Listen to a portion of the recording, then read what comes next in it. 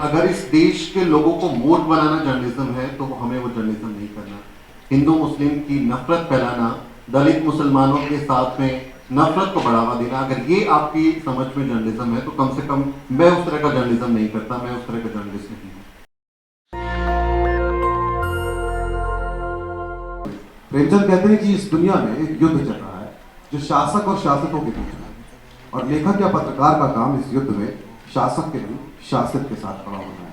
हमारे साथ वो लोग हैं जो शासित के साथ खड़े हैं, शासक के साथ भी। आलिशान जाफरी का स्वागत कीजिए। अभी उनको सम्मान मिला है राजेंद्र माथुर के नाम पे, सवाल का काम कर रहे हैं आलिशान। हम सब ने इनकी रिपोर्टिंग देखी। हमारे साथ सुमित चौहान है। सुमित जो है द शूद्रा और न्यूज वीक के संस्थापक हैं, संपादक हैं। और बसंत है हमारे साथ न्यूज लॉन्ड्री से। और हमारे साथ मिस मेडुसा है, व्यंग्य और भाषा दोनों जो है ये नए तरीके से सिखा रही हैं हम सबको। और हम सवालों पर आएंगे, लेकिन सवाल जो है वो प्रश्न नाचता है, एक कविता में कहते हैं पाठ।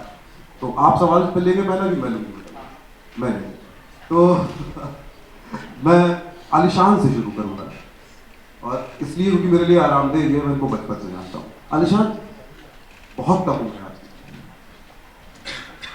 और ये कोई टर्निंग पॉइंट था, ये कोई टर्निंग पॉइंट था या जरूरत थी, या आपने पहले से तय किया था पत्रकारिता करनी? क्योंकि आपकी ट्विटर की जो बायो है उसमें फिल्म मेकर लिखा हुआ और आप पत्रकारिता कर।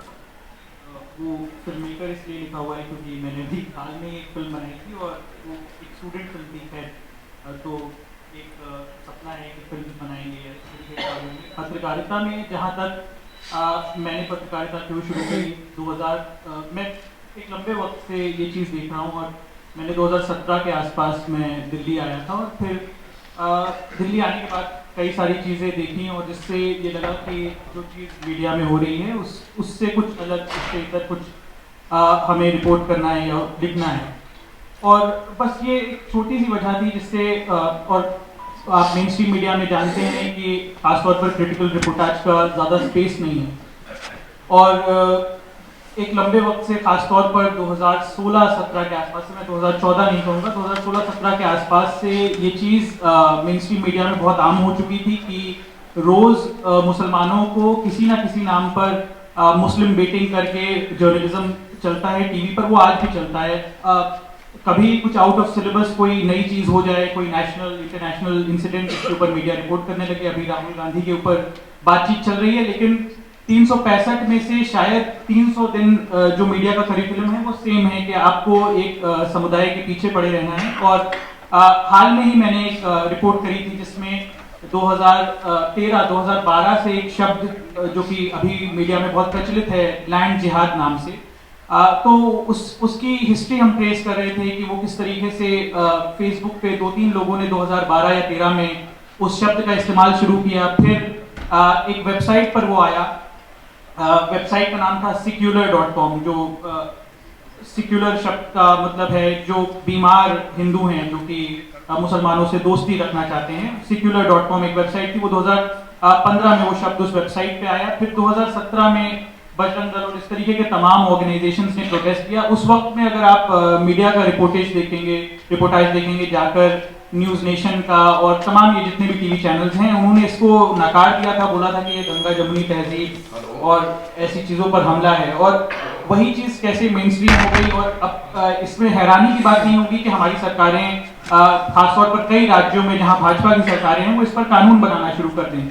यही चीज़ आपने दूसरे संदर्भों में भी देखी है। तो मुझे इस वजह से चाहे मिस इन्फॉर्मेशन हो या मीडिया में किस तरीके से रिपोर्टाज होता है, इस पर मेरा इंटरेस्ट जागा। और दूसरी चीज़ ये थी कि मुझे लगता है जिस तरीके से हम ऑल्टरनेटिव मीडिया में भी इस डिस्कोर्स को अपोज करते हैं या उसके बारे में लिखते हैं, उसमें भी कमी है। और काफ़ी हद तक है जिसमें चाहे वो फैक्ट चेकिंग वेबसाइट्स हो। मेरी कई बार जुबैर से इस चीज़ पर बात हुई कि आप जब कोई इस चीज़ का इल्ज़ाम किसी व्यक्ति पर लगाता है कि देखिए ये थूक रहा है, और आप बस ये कहकर छोड़ देते कि नहीं इसने नहीं थूका है, आप किसी तरीके से उसको फैक्ट चेक कर देते हो, ये लगातार सिलसिलेवार तरीके से चलता है। तो वो एक लीनियर प्रोपेगेंडा है जिसको दूसरी तरीके से काउंटर करना चाहिए या जिस पर रिपोर्ट करना चाहिए। तो इस वजह से मुझे लगता है कि मेरा मीडिया में इंटरेस्ट ज़्यादा। आप ये कह रहे हैं कि आपको लगा कि ये जरूरत है वक्त की, इसलिए आप आए? मैं ज़रूरत, मैं इतना खुद को एज एन इंडिविजुअल इंपॉर्टेंस नहीं देना चाहूँगा। मुझे लगता है कि मैं पर्सनल कैपेसिटी में लिख रहा था, फिर कई लोगों ने उसको पढ़ना शुरू कर दिया, तो मुझे लगा कि प्रोफेशनली भी इस चीज़ को करना चाहिए। कि हम इस स्पेस, ये जो स्पेस हमको नहीं दिया जा रहा है, ये स्पेस जो हमको छीना जा रहा है, उसके खिलाफ हम कैसे लड़ें। और जब हमारे मन में ये भाव आते हैं किसी भी चीज़ के खिलाफ या किसी भी एस्टेब्लिशमेंट के खिलाफ हम कैसे लड़ें, तो हमारे अंदर एक्टिविज्म की भावनाएं पैदा होती हैं। तो कई बार जर्नलिज्म करते हुए लोग एक्टिविज्म करने लगते हैं। और माननीय गृह मंत्री जो है देश के, अमित शाह, उन्होंने अभी अभी कहा भी था कि जर्नलिस्ट भूल जाते हैं कि वो एक्टिविस्ट नहीं है। जर्नलिज्म और एक्टिविज्म दो अलग अलग चीजें हैं। आपका क्या मानना है इस पर कि आप एक्टिविज्म कर रहे हैं जर्नलिज्म के जरिए, या जर्नलिज्म ही कर रहे हैं? और क्या जर्नलिज्म और एक्टिविज्म दो अलग अलग चीजें हैं, जैसा माननीय गृह मंत्री कह रहे हैं? ऐसे विश्लेषण जरूरी है, पुरुषोत्तम सर ने कल बताया, इसलिए मैं यूज करता हूँ। जय भीम सबको, बहुत शुक्रिया सवाल के लिए। और अगर इस देश के लोगों को मूर्ख बनाना जर्नलिज्म है तो हमें वो जर्नलिज्म नहीं करना। इस देश का नुकसान करना अगर जर्नलिज्म है तो हमें वो नहीं करना।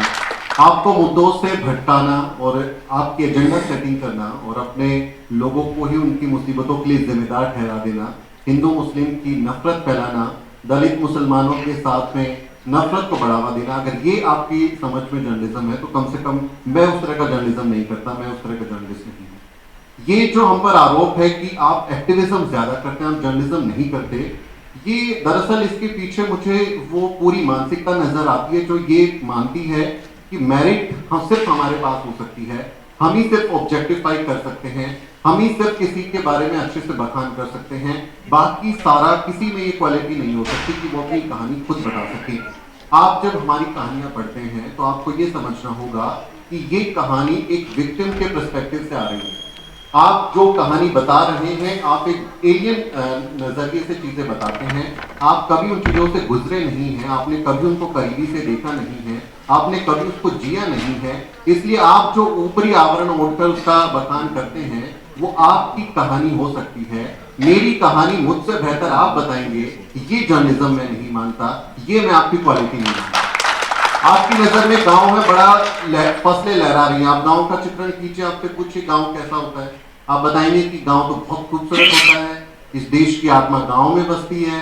मेरी दादी जो है वो चरखा काट रही थी, पिताजी अखबार पढ़ रहे थे, हल चला रहे थे, ट्रैक्टर साफ कर रहे थे, आम का अचार जो है बनाया जा रहा था, पापड़ सूख रहे थे। एकदम यही आपका गांव का आपका वर्णन होगा। आप मुझसे पूछिए मेरा गांव कैसा है, मेरा नजरिया कैसा है। मुझे किसी के खेत में मजदूरी करनी पड़ती है, मुझे किसी खेत में मेरे को गाली दे के, मेरे को माँ की गाली दे के, जाति की गाली दे के भगाया गया, मेरे पिता कहीं पे बाहर खड़े कि अन्न दे दो, मेरी माँ कहीं पे बेगारी कर रही है, तो मेरे लिए वो गांव नहीं है जैसा आपके लिए गांव है। इसलिए मेरी कहानी अलग होगी और आपकी कहानी अलग होगी। आप अपने हिसाब से जो कहानी बताते हैं मैं उसमें एग्री नहीं करता। और आपको ये किसने ठेका दिया है कि आप ही हमारी कहानी बताएंगे? आपको हमेशा जो है वॉइस ऑफ द वॉइसलेस बनना है और अपने हिसाब से ही सारी चीजें आपको गढ़नी है। और आप समझें कि दलित पिछड़े जो लोग हैं वो सामने बैठेंगे पंडाल में, आपके लिए कुर्सियां बिछाएंगे और फिर तालियां बजाएंगे जब आप हमारी कहानी बता के अवार्ड लेंगे, तो ये नहीं होने वाला। अब हमारे पास अपने चीजें हैं, हम अपनी आवाज उठा सकते हैं, और जब हम कहानी बता रहे हैं तो आपको सुनना पड़ेगा ना भाई, आपके पुरखों ने क्या किया, सुनना पड़ेगा। आपको उस चीज को महसूस करना पड़ेगा कि आपके लोगों ने कितने इस देश में, इस देश के इतिहास में जब ये देश बन रहा था तो सबसे ज्यादा मक्कारी किन लोगों ने की है, वो हम बता रहे हैं ना, आपको वो एक्सेप्ट करना पड़ेगा। इस देश को अगर आप बेहतर रहने लायक बनाना चाहते हैं, इस देश को अगर अच्छा समाज बनाना चाहते हैं, तो आपको इस बात को स्वीकार करना पड़ेगा, आपको इस बात को एक्सेप्ट करना पड़ेगा कि हाँ हमारे लोगों ने गलतियां की हैं, हाँ हमने इस देश में हिस्टोरिकल इंजस्टिस किया है, हाँ हमने लोगों का हक मारा है, हाँ हमने लोगों को पढ़ने नहीं दिया, हाँ हमने लोगों को मेरिटधारी होने से रोक दिया, हमने कहा कि मुंह से बच्चे पैदा होते हैं, हमने कहा कि भुजाओं से बच्चे पैदा होते हैं, हमने इस देश को इस तरह से बांट दिया। तो ये आपको एक्सेप्ट करना पड़ेगा, और अगर आप नहीं कर रहे हैं तो फिर आप इस देश को उसी तरह से बिखेरने की कोशिश कर रहे हैं, आप इसको बेहतर देश नहीं बनाना चाहते।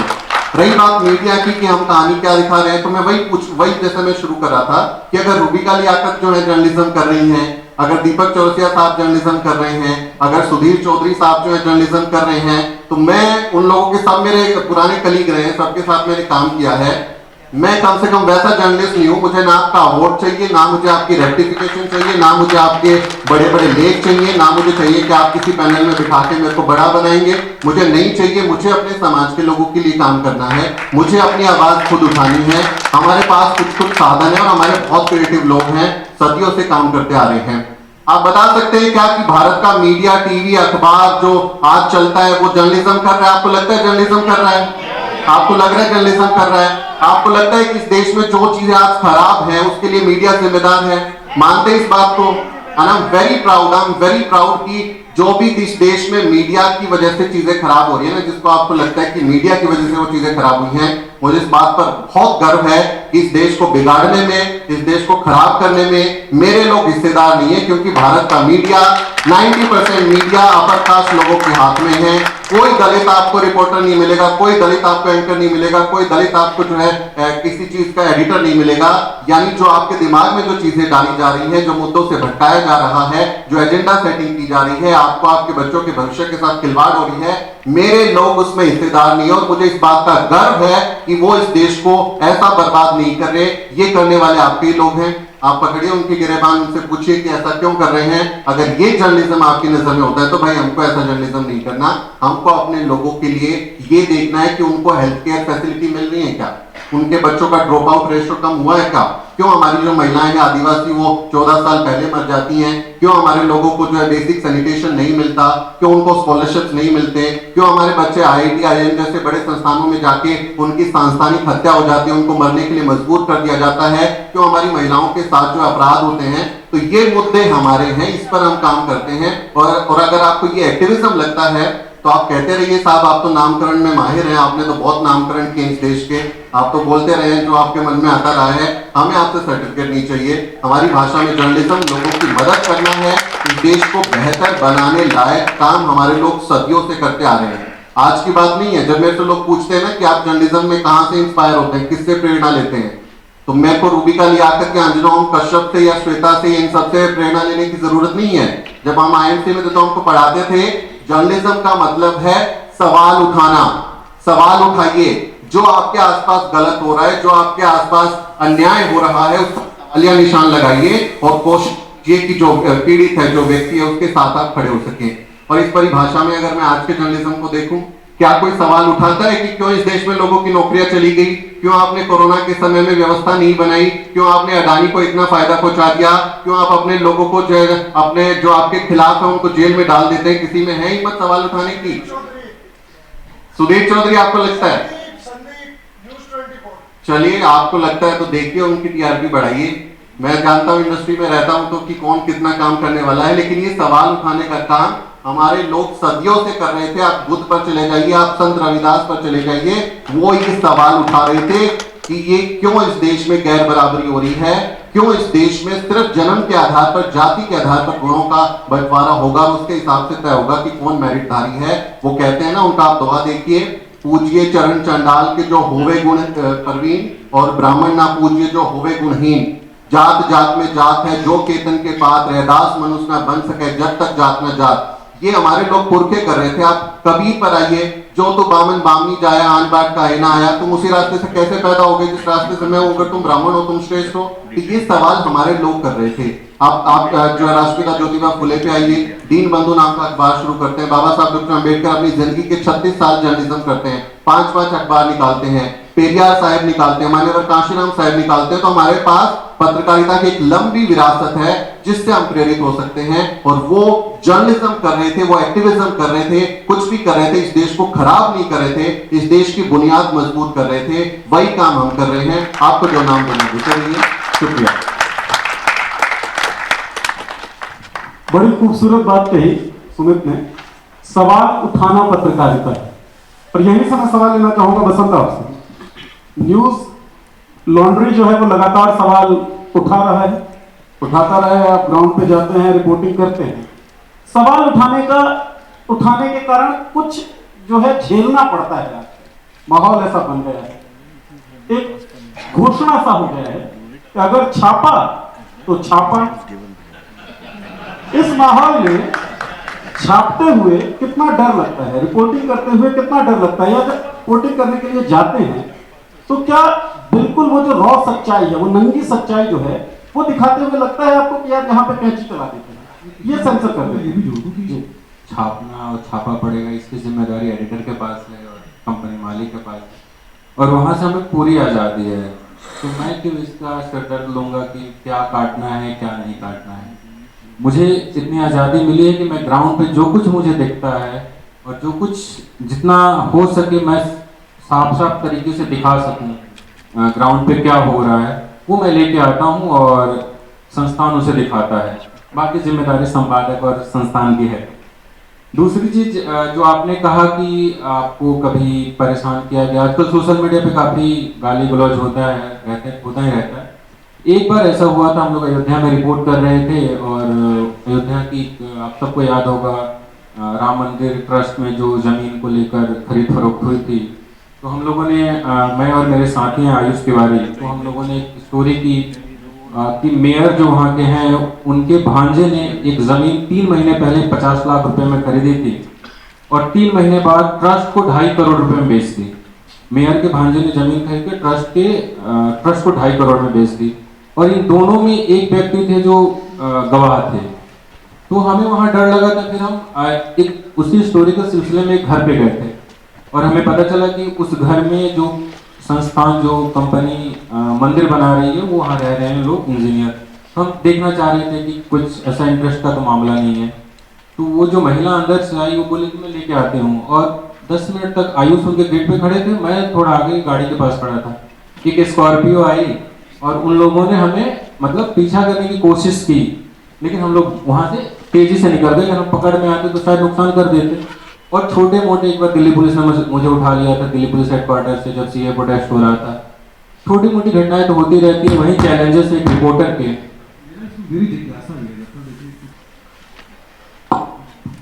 तो हमारे वक्त में जब सुमित और मैं काम कर रहे थे 2014 के पहले के, हमारे वक्त का मतलब कोई बहुत अधिक नहीं है, 2014 के पहले का जो टेलीविजन था तो वो कैलकुलेटेड था या नॉन रिस्क था, यानी कि हमको पता है कि भाई हम कोल माफिया पे स्टोरी करने जा रहे हैं तो ये हो सकता है, हम तैयारी करके जाते थे। या हम कोई स्टीम ऑफिस जा रहे हैं तो इतने लोग जाएंगे, ऐसे जाएंगे, कैमरा ये वाला होगा, तैयारी थी और पता था क्या हो सकता है, मतलब डूज एंड डोंट्स पता थे।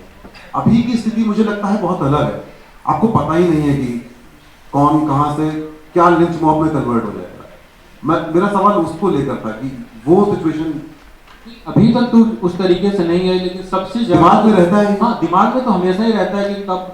अभी मैं गुजरात में था 22 दिनों तक, मैं वहाँ से अपनी तस्वीर नहीं डाल रहा था। मैं साबरमती गया तो मैं उसमें जो कैप्शन था वो गलत डाल रहा था कि जनवरी की एग्जाम। मैं फरवरी में उस जगह पे हूँ, जनवरी की एग्जाम डाल रहा था।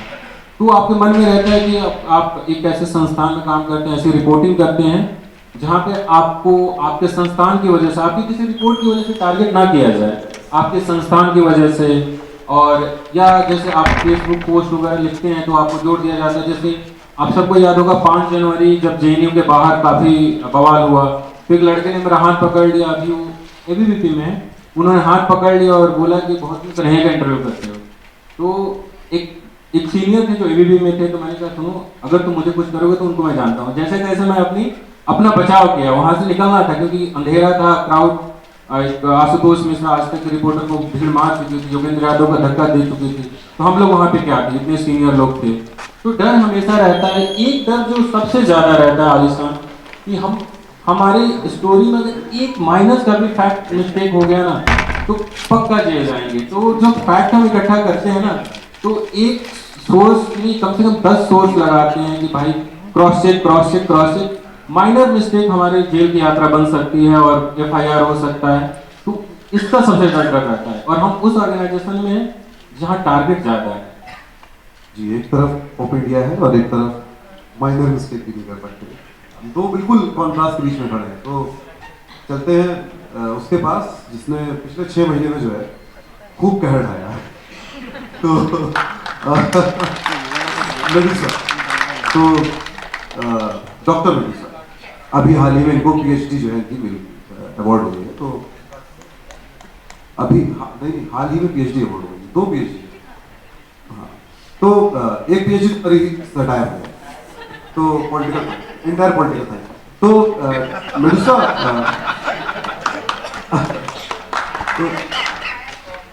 नहीं, हम लोग इस तरह की बातें करते रहते हैं, हम लोग तो वीडियो के साथ कर लेते हैं।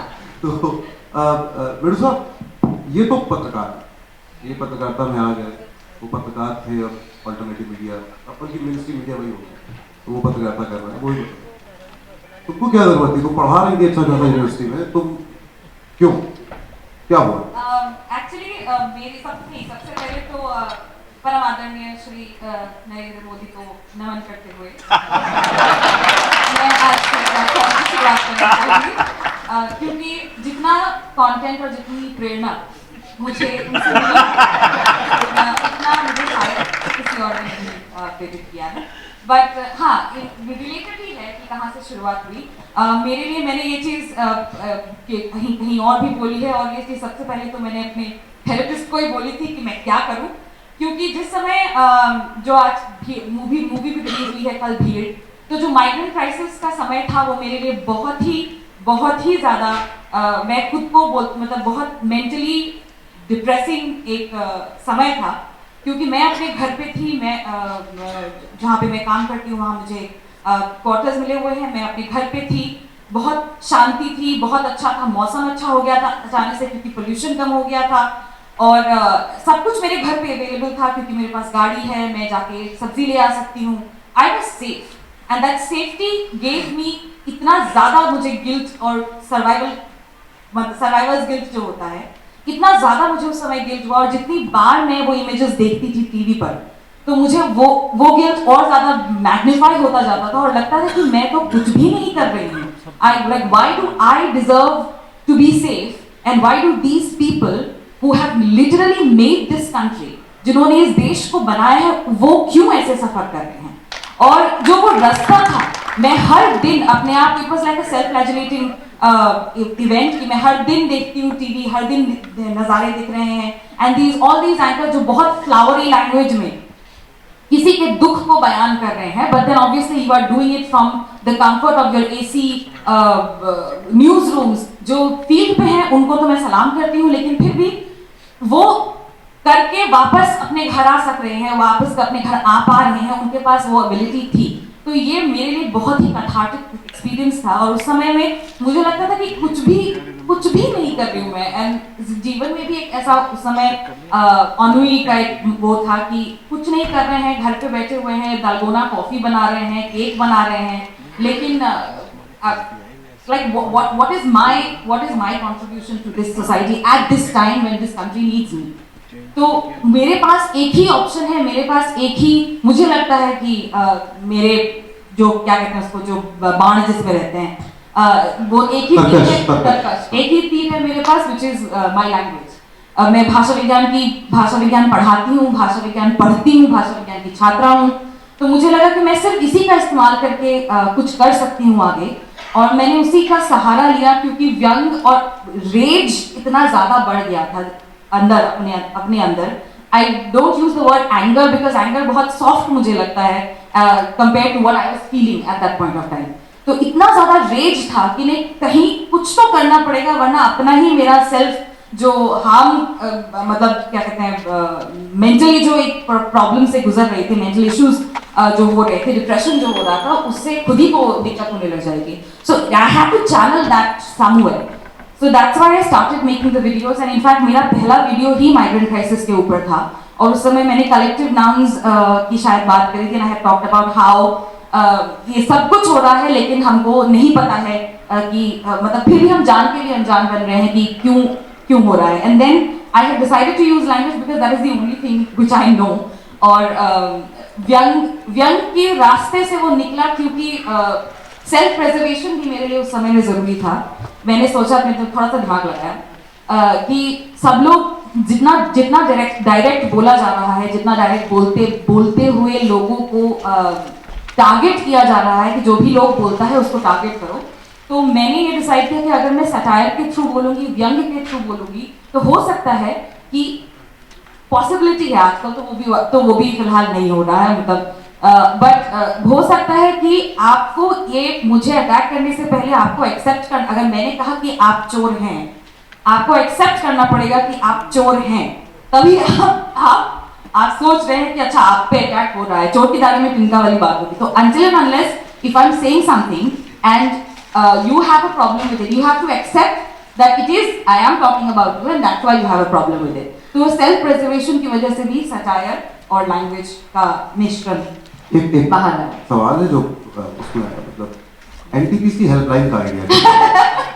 वो जो हेल्पलाइन वाले वीडियोस हैं और ये जो पोकर फेस दूरदर्शन है, ये कहाँ से निकला, कहाँ से आइडिया कहाँ से?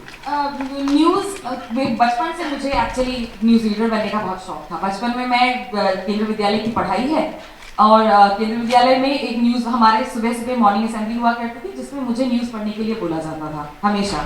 तो वो प्रैक्टिस मेरी थी और उसमें मुझे बहुत मन भी था कि नहीं मैं टीवी पे न्यूज़ पढ़ा करूँगी, लेकिन फिर जीवन और स्टडीज़ का जो वो रहा है वो कहीं और लेके चला गया।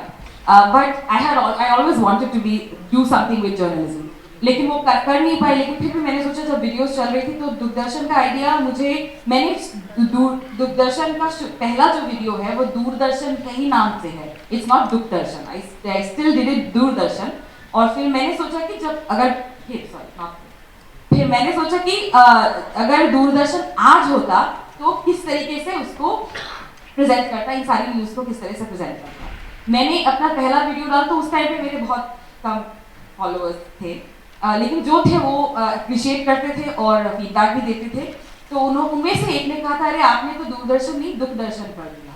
तो मैंने कहा बढ़िया है, तो ये नाम हो गया, चलो बहुत बढ़िया है। फिर दूसरी बार में दूसरा वीडियो जब आया तो मैं एक्चुअली एक ऑपरेशन से रिकवर कर रही थी और उस समय मुझे लगा कि मैं जितना कूद फान करके या फिर एनर्जी के साथ वीडियो बनाती हूँ उसको थोड़ा टोन डाउन करते हैं और यही वाला वीडियो इस समय बनाते हैं। और उस समय जब वीडियो वो दूसरा वीडियो जब मैंने डाला था then it was picked up by number of people, बहुत सारे लोगों ने उसको नोटिस किया। सबसे पहले तो पुरुषोत्तम अग्रवाल सर उन्होंने ही नोटिस किया था, ओम थानवी सर थे उन्होंने नोटिस किया था।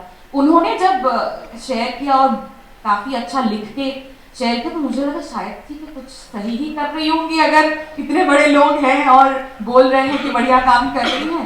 तो मुझे लगा क्योंकि इम्पोस्टर सिंड्रोम बहुत भारी वाला है मेरे में, अभी भी मुझको जैसे आप लोग सबके साथ बैठ के भी मुझे लग रहा है ये लोग जो ग्राउंड रियलिटी में सही में काम कर रहे हैं। तो अपने घर के कंफर्ट से बैठ के दिमाग से कुछ सोचा बना लिया, ना मुझे कहीं सोर्स को वेरीफाई करने की जरूरत है ना कहीं वो करने की जरूरत है, बस आराम से मिल जाता है। क्योंकि बस थोड़ा सा टीवी देखो, थोड़ा सा किसी का भी अंजना ओम कश्यप हम लोग बोलते वही नाम याद रहते हैं। जैसे मैं कुछ देर पहले किसी से बात करी थी तो सुधीर चौधरी का नाम, क्योंकि हम लोग सुधीर चौधरी बोलते हैं, तो उसका नाम सुधीर ही निकल रहा था मेरे मुंह से। और फिर कुछ मतलब ऐसे सुधीर चौधरी वाला प्रोग्राम नहीं, सुधीर चौधरी। एनीवेज तो जब भी हम लोग उनका थोड़ा भी कुछ देख लो तो ऑटोमेटिक कंटेंट हम लोगों को मिल ही जाता है, उसमें कोई सोचने की मुझे जरूरत नहीं है। तो इम्पोस्टर सिंड्रोम काफी भारी वाला है मेरे अंदर। लेकिन फिर भी इसके बाद एक सेकंड सवाल कितना मुझे सवाल ये था कि दूरदर्शन बता दिया, एनटीपीसी हेल्पलाइन का आइडिया कहाँ से? एनटीपीसी हेल्पलाइन तो दूरदर्शन पे इधर से आया। फिर एनटीपीसी हेल्पलाइन बार फिर बोल रही मैं हो क्या फिर एनटीपीसी हेल्पलाइन वाला आइडिया मुझे इसलिए आया था क्योंकि ट्रोल्स के जो यूजुअली जो वो होते हैं ना अटैक्स होते हैं, क्योंकि जब मेरी दूरदर्शन थोड़ा सा देखा जाने लग गया तो ऑब्वियसली जैसे ही आपका थोड़ा सा भी व्यतिरेकी और थोड़ा सा भी अलग कंटेंट चलने लग जाता है ट्रोल्स की सीमा तुरंत आ जाती है। तो उसमें उन्होंने जो अटैक शुरू में करने शुरू किए थे तो it was very unoriginal, like it was मतलब ऐसा भी नहीं कोई गाली भी दे तो एक सेकंड के लिए आप सोचो ना कि अच्छा बहुत बढ़िया गाली दी भैया तुमने, अच्छा लगा सुन के, नया है। क्रिएटिविटी अब कोई किसी तरह की कोई क्रिएटिविटी नहीं है। जब मेरी शक्ल को लेके कभी बोलेंगे अरे तुम तो चीन से आई हो, फिर अरे ये चाइनीज लड़की कहाँ से आ गई, चीनी लड़की कहाँ से आ गई, फिर उसके बाद एक डेरोगेटरी शब्द जो मुस्लिम कम्युनिटी के लिए डेरोगेटरी शब्द है ये वो लग रही है। फिर उसके बाद देन शक्ल तो देखो आंटी की, देन मोटी है, ये वो दिस ऑल नथिंग ओरिजिनल। और मेरा क्या है कि I am very comfortable in my body, मुझे कोई दिक्कत नहीं है अपने शरीर से। मेरी नाक कैसी है, मेरी आंख कैसे है, मेरे बाल कैसे है, मेरे हाथ पेट, नो इश्यूज एट ऑल। तो आप किसी तरीके से भी मुझे ऐसे अटैक करोगे मेरे को हंसी ही आती है। तो आई थॉट कि दिस इज सो बनाल एंड सो बोरिंग, इनको पक्का कहीं से स्क्रिप्ट मिलती होगी और ये यही वाली सारी चीजें सब पे चिपका देते हैं। मतलब अगर औरत है तो यही है ना, हाँ तो औरत है तो बॉडी शेमिंग करो, कैरेक्टर असैसिनेशन करो, लड़का है तो पहले देखो जाति क्या है, धर्म क्या है, और उसके बाद उस पे शुरू हो जाओ। जाति के लिए तो उनके पास बहुत आसान है कि तुम ये जाओ, मतलब whatever, I don't want to repeat all of those things, but so they are very common and very cliche, very typical. So because of that नहीं पक्का, क्योंकि इतना IQ तो है नहीं, बाकी जो जनरल बाकी गण हैं इतना IQ तो है नहीं कि कुछ ओरिजिनल निकाल सके, right? Even the educated ones, I don't think they have that. They because होता तो obviously नहीं होते उस तरह. But the point is कि इतना IQ होता नहीं है, तो पक्का स्क्रिप्ट मिलता होगा. And let me do this. Let me pretend to be the person who gives them the script. And उधर से बंदे को फिर मैं एक एक चीज एक्सप्लेन करना पड़ता है. तो क्योंकि because they don't even know ना कि कॉपी पेस्ट करना है, कैसे आप मुझे भेज रही हैं, कहाँ भेज रही हैं, ये ट्वीट कहाँ करना है, कहाँ कॉपी पेस्ट करना है, आप दिमाग मत लगाइए, ये कर लीजिए. So all of these things when you have to repeat this, and I really imagine that, I really think that this is how it happens कि एक कहीं से malware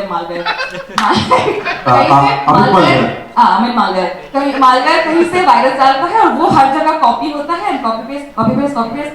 And even our celebrities also, lots of celebrities did that. Sachin did that. दिशा रवि के मामले में. Ajay Devgan did that. All of these people, so-called doing progressive cinema. So all of these people they did that. So मुझे तो लगा था कि अच्छा नहीं, यहाँ तक अगर बात पहुँचती है, और एक बार ऐसा हुआ भी था कि उसमें लिखा था कि please use this text to tweet regarding this matter. Bracket में था और उसने पूरा वो with that bracket, that whole tweet was covered and then it was sent out. मतलब तुमने, ठीक है बहुत बड़े लोग हैं, वो लोग खुद शायद अपना हैंडल नहीं संभालते होंगे, लेकिन टीम भी तो तुमने वैसे ही चुनी है ना अपने वालों जैसी. तो नहीं लो IQ मत करे भाई. जिसका IQ लो वो चुनेगा ही लो IQ वाला बंदा, तो इसलिए उसने कॉपी पेस्ट करके वैसे भेज दी. So that is the thing. वहाँ से, because like I said, I really don't have to think a lot when it comes to content, because it is there everywhere. It's there everywhere. And अभी क्या मैं भी सोच रही थी कि मैं अभी कस्टमर केयर वाला हेल्पलाइन शुरू करूँगी. That's the next thing, because अभी NTPC is a helpline number. Customer care will be different. Customer care will be कि जो लोग जैसे जो भी न्यूज़ वगैरह होती है जिन पे लोग भरोसा कर लेते हैं, तो वो ऑब्वियसली एक यूजुअल कहावत है कि कौन सा माल भुक के तुमने ये कहा और कौन सा माल भुक के इसने विश्वास कर लिया. तो वो हेल्पलाइन, वो कस्टमर केयर होगा, वो माल कंपनी का जो जिसके सब्सक्राइबर्स होंगे और जो हर जगह वो पहुंचाते हैं और फिर उनका फीडबैक लेंगे कि अच्छा आपको ये इस खबर को विश्वास करने में कितनी दिक्कत हुई, ज़्यादा दिक्कत हुई, जब ये 0 से 10 में कितना रेटिंग हुई. तो that is my next series which I will come up. Trolling के बारे में बातचीत हुई, बड़े हल्के अंदाज में, बड़े कॉमिक अंदाज में डॉक्टर मेंडोजा ने बात की, लेकिन ट्रोलिंग शायद क्या निश्चित तौर पर इतना हल्का है भी नहीं. बहुत बार बहुत खतरनाक रूप लेता है. इतना खतरनाक रूप लेता है कि आंकड़े बताते हैं 2014 के बाद से अब तक 2022 तक का ये आंकड़ा है, जर्नलिस्टिक कामों के लिए 28 जर्नलिस्ट की हत्या हो गई. कितने लोगों की नौकरी चली गई, ये बात किससे छिपी हुई नहीं है. जब ग्राउंड पे जाते हैं तो गालियां सुनते हैं. ग्राउंड पे जाते ही किसान आंदोलन वगैरह में जब जाते थे, कहीं भी अगर हम जाते हैं कवर करने के लिए, बसंत भाई भी शायद इससे जूझते होंगे, सुमित भाई भी जब जाते हैं तो पूछते हैं हाँ वे कहाँ से, तो मीडिया से. मैंने कौन सी पार्टी से, मैंने कहा भाई मीडिया से. नहीं मीडिया में भी पार्टी तो होगी ना, बीजेपी वाली मीडिया या कांग्रेस वाली मीडिया. तो रिपोर्टर्स या पत्रकार इस स्थिति से भी जूझ रहे थे. मैंने आंकड़ा रखा था कि 28 लोगों की जर्नलिस्टिक कामों के कारण हत्या हुई. और इसी स्थिति में एक बात सुनने को आती है, कई लोग जो मीडिया में हैं, जो शौक से भी आए, जिनका स्किल सेट वैसा था, इस कारण से भी आए. जैसे मैंने इंजीनियरिंग की, उसके बाद मेरा मन था मीडिया में आने का, मैं आया. लेकिन मीडिया में काम करते हुए कई लोग कहते हैं कि यार शायद गलत डिसीजन हो गया और इस फील्ड से हम चले जाते हैं. मंच पर बैठे हैं आलिशान जाफरी, अभी आपने कहा कि शौक है आपका, ड्रीम है फिल्म मेकिंग, ये तो अच्छी बात है, ड्रीम करना चाहिए. एक और व्यक्ति इंटरटेनमेंट इंडस्ट्री में है, मॉडरेट कर रहे हैं माइन सक्सेना, 2014 में इन्होंने मीडिया को छोड़ दिया, एंटरटेनमेंट में आ गए, स्टार स्पोर्ट्स में आपने पत्रकारिता की, तो उसके बाद से फिल्मों में आ गए। तो क्या खतरे का अंदेशा हो गया था आपको? जी, आपसे ये सवाल है। उसके बाद ये सवाल, क्योंकि मीडिया में जब आप काम कर रहे हैं तो क्या आपको नहीं लगता कि इस तरह का सॉरी स्टेट मीडिया का है और इस तरह की स्थिति है कि पत्रकारिता करने वाले लोग कहते हैं कि क्या हमने कोई गलत निर्णय ले लिया इतने अच्छे, इतने नोबल कॉज को करने का? तो इस पर क्या टिप्पणी है, कैसे देखते हैं? और मयंक भाई, क्या स्थितियां रही कि आपने कहा खुश रहो, हम वतन छोड़ चले? ये बात अच्छा हुआ, बात अच्छा भी लग रहा है मुझे अभी मॉडरेटर से वक्ता पूरा कर दीजिए। नहीं, मैंने पूछा भी कि मुझे इसमें मॉडरेटर क्यों रखा है। तो 2013 में एक चीज हुई थी, नरेंद्र मोदी के नाम का ऐलान हो गया था। 2013 मई से 2014 मई का जो पूरा 12 महीने हैं, उसमें कोई दिलचस्प चीज हुई, नाम का ऐलान होता है, उसके ठीक अगले दिन लाल कृष्ण आडवाणी के घर के बाहर प्रोटेस्ट करते हैं भाजपा युवा मोर्चा के कार्यकर्ता। ठीक अगले दिन होता है, ब्लॉग लिखते हैं, वो कुछ बात होती है, वो विरोध करते हैं नरेंद्र मोदी के देश का। और न्यूज रूम के अंदर कुछ हलचल बढ़ती है। न्यूज रूम के अंदर ये हलचल 2011 में शुरू हो गई थी। 2011 में मैं जिस चैनल में काम करता था, एक रोज में बैठा था और हर ब्रेक में विज्ञापन चल रहा था वाइब्रेंट गुजरात का। और मैंने ऐसे बैठे बैठे कहा, ये आदमी प्रधानमंत्री बनना चाहता है, क्योंकि हम देख रहे थे रतन टाटा से दोस्ती, मुकेश अंबानी से दोस्ती, सब कुछ देख रहा था। सब कुछ पे हंसने लगे, कहा तुम लोग यार वामपंथी लोग जो है, तुम लोग को यही हमेशा पैनिक में रहते हो ये। और ये दिख रहा था क्योंकि यूपीए के दौरान मैं रिपोर्टिंग करता था और मैं कुछ मंत्रालय कवर कर रहा था, जिनमें से एक मंत्रालय था ऑयल एंड नेचुरल गैस का। मैं नाम लेके बोलता हूँ, मुकेश अंबानी के दबाव में कम से कम 4 मंत्री यूपीए 1 और 2 के दौरान बदले गए इस मंत्रालय।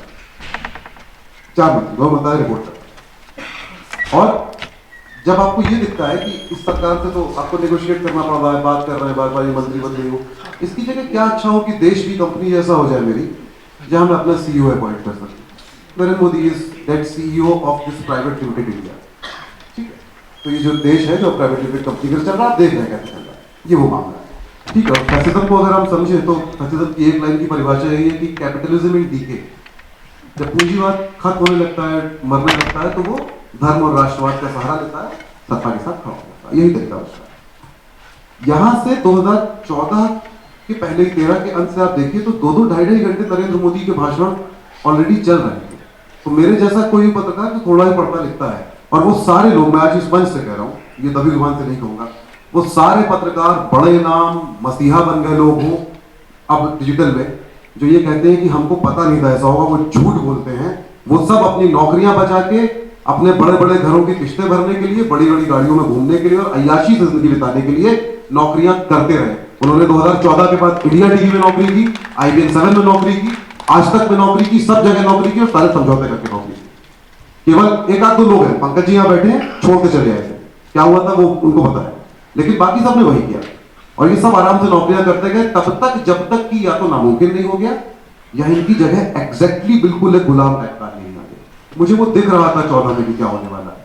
हमने से जिसने उसने गुजरात में रिपोर्टिंग की है वो जानता है कि गुजरात में कैसे पत्रकारिता चल रही थी, कैसे राष्ट्रों के मुकदमे वहां भी लगते थे संपादकों पे, अखबारों के संपादकों पे, इनकी सरकार में, तब तक पता था। तो मेरा तय था कि ये अगर चुनाव जीत गया तो मैं छोड़ दूंगा। रही बात पत्रकारिता छोड़ देना और टीवी खासतौर पर और सिनेमा की तरफ जाना, तो भाई ऐसा अगर फिक्शन ही लिखना है तो न्यूज में क्यों लिखूंगा। नेशनल दस्तक की आपसे गुजारिश है कि अगर इसको बचाना चाहते हैं तो नेशनल दस्तक को सब्सक्राइब करने के लिए रेड कलर के सब्सक्राइब बटन को दबाएं, फिर बेल आइकन की घंटी दबाएं। नेशनल दस्तक को बचाने के लिए बहुत जरूरी है कि हर खबर को शेयर करें, लाइक करें, कमेंट जरूर करें।